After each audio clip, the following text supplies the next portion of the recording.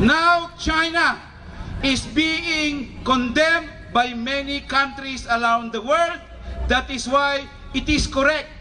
Our position before was correct, that we should go to the international community and ask for their support rather than playing or into the trap of the US. Both China and the US have no concern at all for the interest of the Filipino people. The US is merely asking, wanting to have its freedom of navigation in the seas in defense of its economic and military interest. It is foolhardy for us to think that the US will wage war against China for the interest of the Filipino people. Kaya mga kasama, igiit natin ang ating soberenya. Igiit natin ang ating kalayaan.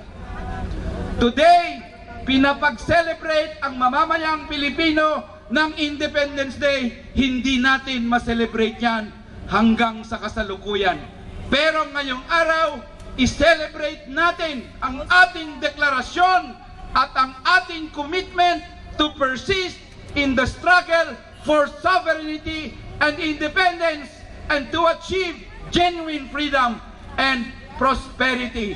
Mga kasama, atin ang Pilipinas, China layas!